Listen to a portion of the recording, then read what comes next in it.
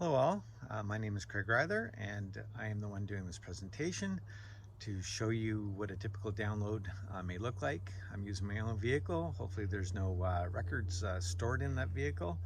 I'm using the Bosch CDR tool. This is the tool that we all use across North America through an exclusive supplier, which in this case is Bosch Data Group. This is the tool that acts as the translator between the vehicle and the laptop software, which then goes on to produce the report. So I'm going to show you how this hooks up to the vehicle. This is best case scenario where the vehicle is intact, it hasn't been involved in an accident, the battery is still hooked up, I have the keys for it, etc. The weather's good. It's not minus 20 out. It's not 300 degrees outside either.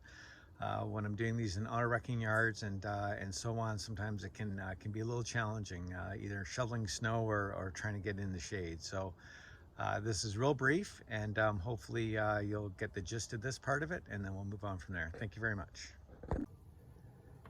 All right, so this is a typical download setup. This typically would occur in a driveway, auto wrecking yard, auto body shop, where the vehicle is intact mainly.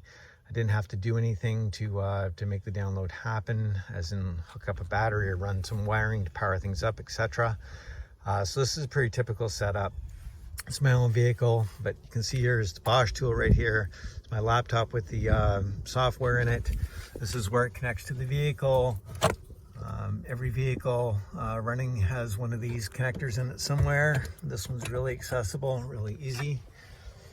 And then from there, it's pretty simple. I click on my CDR software.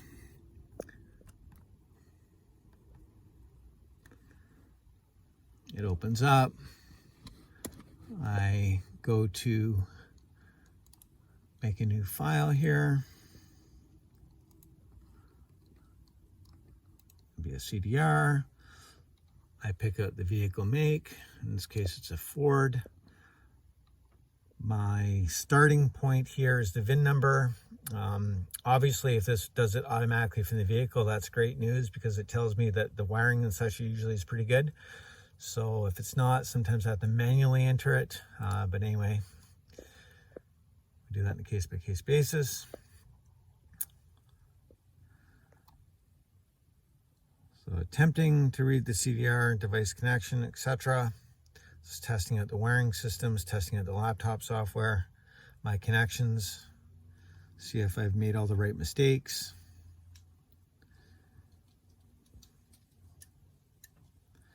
I did make the right mistakes. There's my vehicle VIN number. That's great news. So that tells me that we're in good stead that way. So we're done. User, I'm going to type in, my name and the case number, or claim number, the imaging date, and the crash date. The imaging dates automatically populate, obviously, for a lot of different reasons, but the crash date, should be in there as well. I don't like doing the downloads without that date in there, just so there's no discrepancies. But anyway, obviously it's not going to be the same as the imaging date, but just something I need. It's crash date. Here's where I might enter any notes, where it was done, who did it, what the situation is, etc.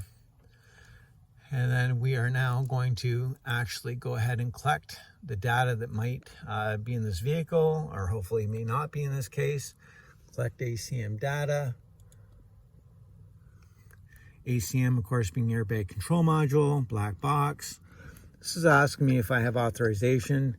9 times out of 10, well, when I'm actually doing these downloads, it's 100% of the time, but I usually have authorization from the office that sent me to do the assignment.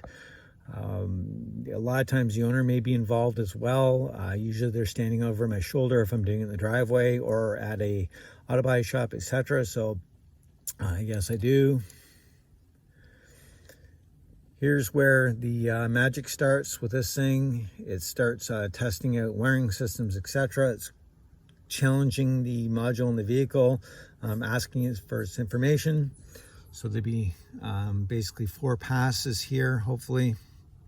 Again, if I've made all the right mistakes, hooked up all the wiring correctly. Yay. So I'm doing this. This is hopeful. Hopefully a pass 3 will come up here in a second.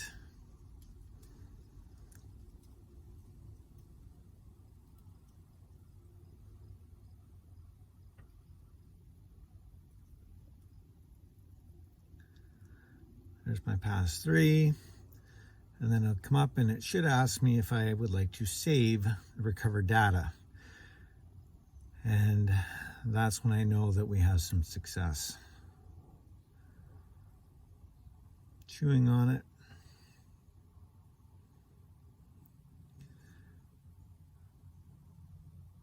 Yay, saved recovered data. That's just great. So there you go. That's it. It's done.